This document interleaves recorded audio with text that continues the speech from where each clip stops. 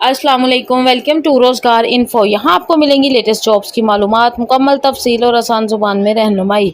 अगर आप भी रोज़गार की तलाश में हैं तो ये चैनल आप ही के लिए है। आज की वीडियो में हम बात करेंगे लाहौर इलेक्ट्रिक सप्लाई की उन पोजीशंस के बारे में जो कि उस दिन हमारी रह गई थी। वीडियो इसकी जो आधी पोजीशंस हैं उन पर वीडियो मैं पहले ही बना चुकी हूँ, बाकी पोजीशंस पर हम आज बात करेंगे और साथ साथ मैं आपको ये भी बताऊंगी कि अप्लाई करने का तरीक़ाकार क्या है। सो वीडियो को एंड तक आपने लाजमी देखना है, क्योंकि वीडियो के एंड पे मैं बताऊंगी कि किस तरीके से अगर आपने एप्लीकेशन सबमिट करवाई तो वो रिजेक्ट हो सकती है। तो चलिए वीडियो शुरू करते हैं। मगर इससे पहले अगर आप मेरे चैनल पर नए हैं तो इसे ज़रूर सब्सक्राइब कर लें और बेल आइकॉन को ऑल पर प्रेस करें ताकि मेरी हर नई आने वाली वीडियो का नोटिफिकेशन सबसे पहले आप तक पहुंच सके।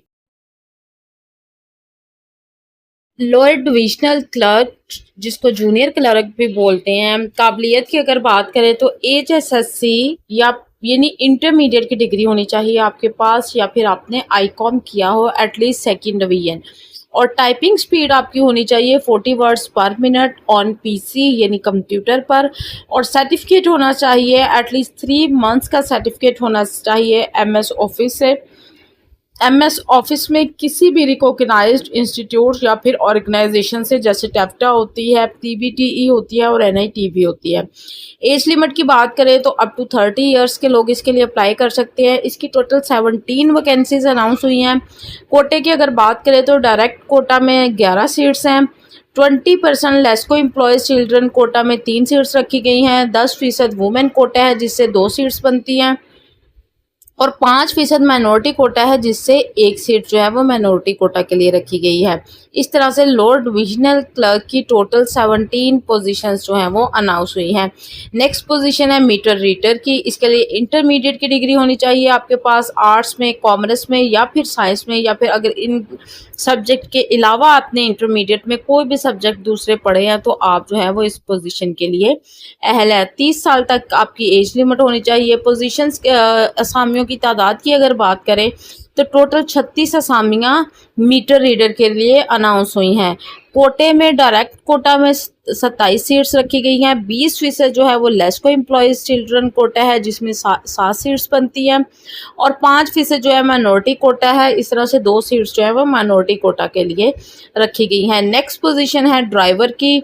मैट्रिक की डिग्री होनी चाहिए आपके पास और साथ में 5 साल का पोस्ट लाइसेंस एक्सपीरियंस होना चाहिए ड्राइविंग का। Having valid license LTV HTV. तो आपका जो मैट्रिक डिग्री के साथ साथ लाइसेंस बनने के बाद आपका 5 साल का एक्सपीरियंस होना चाहिए। एज 25 से 30 साल तक के लोग जो हैं वो इस पोजीशन के लिए अप्लाई कर सकते हैं। इसकी टोटल 18 असामियाँ अनाउंस हुई हैं। कोटे की अगर बात करें तो डायरेक्ट कोटा में 13 असामियाँ रखी गई हैं। 20% लेस्को एम्प्लॉयज़ चिल्ड्रन का कोटा है, इस तरह से 4 असामियाँ बनती हैं उनके लिए। और 5% माइनॉरिटी कोटा है तो 1 सीट जो है वो माइनॉरिटी की इस तरह से बनेगी। नेक्स्ट है जी ट्रेसर की पोजीशन। मैट्रिकुलेट यानी मैट्रिक की डिग्री होनी चाहिए आपकी। उसके साथ साथ drawing as one of the subject from a recognised board. और मैट्रिक में आपने जो है वो सब्जेक्ट ड्राइंग का पढ़ा हुआ हो, या फिर आपका मैट्रिक होना चाहिए। अगर ड्राइंग का सब्जेक्ट नहीं पढ़ा तो आपकी मैट्रिक की डिग्री हो और साथ में डिप्लोमा होना चाहिए आपका ट्रेसिंग में।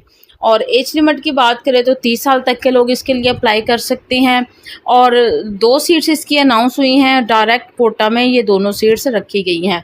नेक्स्ट पोजीशन है बिल डिस्ट्रीब्यूटर की। इसके लिए मैट्रिकुलेट यानी मैट्रिक की डिग्री रिक्वायर है, 10 पास की हो आपने और अप टू 30 ईयर्स 30 साल तक के लोग जो हैं वो इसके लिए अप्लाई कर सकते हैं।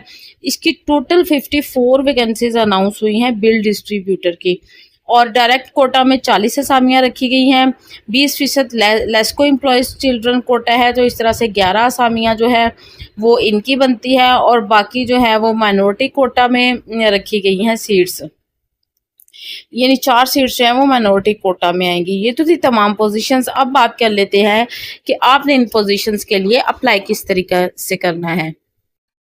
ओके, सबसे पहले जो है वो कुछ इंस्ट्रक्शंस दी गई हैं वो देख लेते हैं। इसमें बताया गया है कि एप्लीकेंट्स जो हैं उनको एडवाइस किया जाता है कि अप्लाई करने से पहले आपने इंस्ट्रक्शंस को केयरफुली पढ़ लेना है, और एप्लीकेशन जो है वो अप्लाई करने के लिए ऑनलाइन एप्लीकेशन आपने ओटीएस की वेबसाइट का इस्तेमाल करना है, और एप्लीकेंट्स जो हैं वो रीड करें इंफॉर्मेशन केयरफुली, और जब वो अप्लाई करेंगे फॉर्म फिल करेंगे तो तमाम जो इंफॉर्मेशन मांगी गई हैं वो बिल्कुल करेक्ट देनी है, क्योंकि एप्लीकेशन सबमिशन के बाद जो है वो किसी किस्म का कोई चेंज जो है वो एक्सेप्ट नहीं किया जाएगा, ना ही करने दिया जाएगा।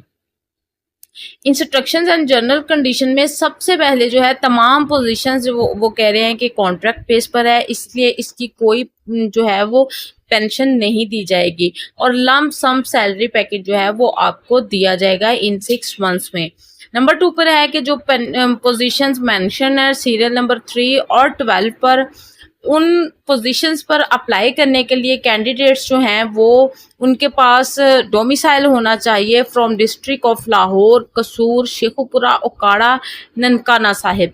यहाँ इन डिस्ट्रिक्ट्स के जो कैंडिडेट्स हैं वो सीरियल नंबर 3 और सीरियल नंबर 12 की पोजीशंस पर अप्लाई करने के लिए अहल होंगे।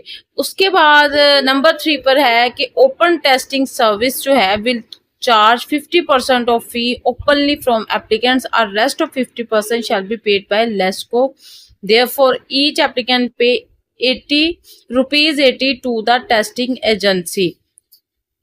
जो हर कैंडिडेट है वो अप्लाई करने से पहले जो है वो ₹80 जो है वो टेस्टिंग एजेंसी को पे करेगा। सिर्फ वही कैंडिडेट्स जो हैं अप्लाई करेंगे जिनकी डिग्री जो है वो कंप्लीट हो चुकी है और जिनके पास फाइनल रिजल्ट कार्ड मौजूद है। उसके अलावा कैंडिडेट्स जो हैं वो अप्लाई ना करें, क्योंकि उनको कंसीडर नहीं किया जाएगा। उसके बाद नंबर 5 पर बता रहे हैं कि कैंडिडेट्स ऐसे कैंडिडेट्स जिनके पास CGPA है तो उनको जो है वो AGC स्टैंडर्ड चार्ट जो है वो अवेलेबल है AGC की वेबसाइट पे। तो जो CGPA वाले कैंडिडेट है वो वहाँ उस स्टैंडर्ड चार्ट के मुताबिक जो है वो अपने आप को चेक कर लें कि वो अप्लाई करने के लिए एलिजिबल है या फिर नहीं है। वो कैंडिडेट्स जो पहले से किसी गवर्नमेंट या फिर सेमी गवर्नमेंट ऑर्गेनाइजेशन में काम कर रहे हैं उनको जो है NOC के साथ जो है वो अप्लाई करना होगा। वो कैंडिडेट्स ऐसे कैंडिडेट्स जो कि गवर्नमेंट सर्वेंट्स हैं और उनको 2 साल कंप्लीट हो चुके हैं गवर्नमेंट सर्विस करते हुए, तो उनको प्रॉपर चैनल के थ्रू जो है वो अप्लाई करना होगा। अदरवाइज लेस्को जो है वो उनको रेगुलाइज जो है वो नहीं करेगा। नंबर 8 पर है जनरल एज रिलैक्सेशन जो है वो ऐड कर दी गई है पहले से ही एज लिमिट में। वो लोग जो कि किसी ख़ास कास्ट से बिलोंग करते हैं या बुद्धिस्ट से बिलोंग करते हैं उनको 3 साल की एज रिलैक्सेशन दी जाएगी, और अगर आप किसी गवर्नमेंट अदारे में काम कर रहे हैं और आपको 2 साल कंप्लीट हो चुके हैं तो आपको 10 साल की एज रिलैक्सेशन जो है वो अपर एज लिमिट में दी जाएगी। वो कैंडिडेट्स जो क्लेम करते हैं और अप्लाई करेंगे against 20% LESCO employees children quota, तो उनको अश्योर करना होगा और अटैच करना होगा duly sign certificate by director manager concern regarding employment of father. अपने फादर का जो है वो साइन किया हुआ सर्टिफिकेट जो है वो अटैच करना होगा साथ में, ठीक है जी, उस डिपार्टमेंट के जो हेड ऑफ डिपार्टमेंट है उनका। और इन कैंडिडेट्स को जो है जो कि 20% LESCO employees children quota avail करेंगे उनको अटैच करना होगा CNIC अपने फादर का, मदर का, और एफिडेविट जो है वो जमा करवाना होगा अप्लाई करने से पहले। और वो कैंडिडेट्स जो कि सिलेक्ट होंगे against 20% LESCO employees children quota, तो उनको मजीद 5 साल की एज रिलैक्सेशन जो है वो दी जाएगी। नंबर 12 पर है कि are relevant quota will be observed as mentioned against each post, हर पोस्ट के अगेंस्ट जो कोटा दिया गया है उसके मुताबिक जो है वो डील किया जाएगा। नंबर 13 पर है candidates applying for more than one post must apply separately for each post. अगर आप एक से ज़्यादा पोजीशंस के लिए अप्लाई कर रहे हैं तो आपको अलग अलग से एप्लीकेशन देनी होगी हर पोस्ट के लिए। मिनिमम पासिंग मार्क्स जो है रिटन टेस्ट में वो 50% रखे गए हैं और सिर्फ क्वालिफाइड कैंडिडेट्स जो हैं और जो एलिजिबिलिटी क्राइटेरिया को मीट करेंगे और हर पोजीशंस के अगेंस्ट जो रिटन टेस्ट मेंशन है उसको क्वालिफाई करेंगे, उन्हीं कैंडिडेट को जो है वो कंसीडर किया जाएगा एम्प्लॉयमेंट के लिए।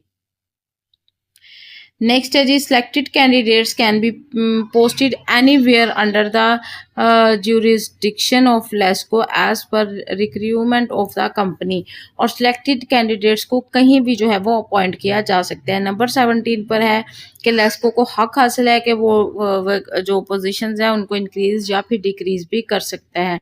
नंबर 18 पे बताया गया है कि डिसमिस्ड और screen out employees of any organisation, अगर किसी ऑर्गेनाइजेशन से किसी एम्प्लॉय को डिसमिस किया होगा, उसका रिकॉर्ड अच्छा नहीं होगा, तो उस कैंडिडेट को जो है वो या फिर पुलिस और एजेंसीज वगैरह में उसका जो है वो करैक्टर सही नहीं है तो ऐसे कैंडिडेट्स को जो है वो कंसीडर नहीं किया जाएगा। उसके बाद है concealment of miss presentation of facts at any stage. अगर आप किसी भी स्टेज पर आपने जो इन्फॉर्मेशन दिया है वो गलत साबित होगी फिर भी आपको जो है वो विड्रॉ कर दिया जाएगा। Any Curie raised by the applicant at any stage में B resolved at the level of MS OTS within stipend time relating to shortlisting, written test, any other associate matters। अगर जो कैंडिडेट है उनकी कोई भी क्यूरी होगी या कोई उसका मसला होगा उसको रिजॉल्व किया जाएगा शॉर्ट लिस्टिंग और रिटन टेस्ट के दौरान ही उसको सॉल्व कर दिया जाएगा। कैंडिडेट्स को किसी किस्म का कोई टीए नहीं दिया जाएगा। इनकम्प्लीट जो एप्लीकेशंस होगी उनको रिजेक्ट कर दिया जाएगा। अप्लाई करने की जो लास्ट डेट है वो 18/8/2026 यानी 18 अगस्त 2026 रखी गई है, लिहाजा 18 अगस्त 2026 से पहले पहले आपने अप्लाई करना है। अब सबसे अहम बात कि इन पोजीशंस पर आपने अप्लाई किस तरीके से करना है। अप्लाई करने के लिए आपने OTS की वेबसाइट विजिट करनी है www.ots.org.pk। ऑनलाइन रजिस्ट्रेशन होगी और एप्लीकेशन फॉर्म जो है वो भी सबमिट होगा आपका ऑनलाइन इस वेबसाइट पर। Test fee will be charge to candidates ₹80 per applicant. Her applicant से ₹80 जो है वो चार्ज किया जाएगा टेस्ट फी। उसके बाद जो है to submit the fee application fee log in to your banking app, आपने अपनी बैंकिंग ऐप के ज़रिए जो है वो ये फ़ी पे करना होगी। और candidates are required to upload scan copies of all education documents. आपने अपने तमाम डॉक्यूमेंट्स की स्कैन कॉपीज़ जो है वो अपलोड करना होगी जिनमें आपके CNIC की फ्रंट और बैक की कॉपी, उसके बाद डोमिसाइल की कॉपी, एक्सपीरियंस सर्टिफिकेट्स जहाँ रिक्वायर होंगे वो वाली कॉपी, PEC रजिस्ट्रेशन सर्टिफिकेट जहाँ रिक्वायर है उसकी कॉपी, रीसेंट फ़ोटोग्राफ्स आपकी और all other relevant documents through the online application portal. और बाकी तमाम डॉक्यूमेंट्स जो कि ऐड में बताए गए हैं वो तमाम आपने एप्लीकेशन के साथ जो है उनको अपलोड करना है स्कैन डॉक्यूमेंट्स को। एप्लीकेशन सबमिटेड बाय हैंड और received after due date will not be entertained. अगर आप एप्लीकेशन जमा करवाते हैं बाय हैंड खुद जाकर तो आपकी एप्लीकेशन रिजेक्ट कर दी जाएगी, उसको कबूल नहीं किया जाएगा। या फिर अगर आप एप्लीकेशन जो है वो लास्ट डेट के बाद आपकी एप्लीकेशन जो है वो वहाँ पहुँचती है, ऑनलाइन आप सबमिट करवाते हैं तो भी आपकी एप्लीकेशन जो है वो रिजेक्ट कर दी जाएगी, काबिल कबूल नहीं होगी। लिहाजा लास्ट डेट से पहले पहले एक तो आपने अप्लाई करना है, दूसरा बाय हैंड आपने एप्लीकेशन सबमिट नहीं करवानी बल्कि ऑनलाइन पोर्टल का ही इस्तेमाल करना है।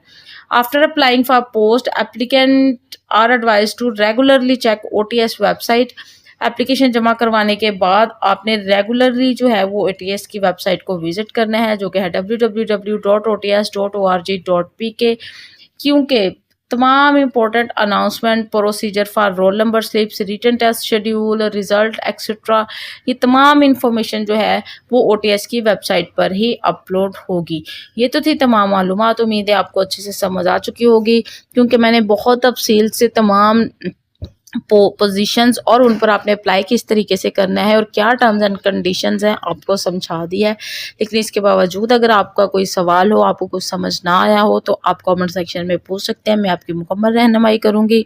मिलते हैं नेक्स्ट वीडियो में नेक्स्ट अपडेट्स के साथ, तब तक अल्लाह हम सबका हामी और नासिर हो।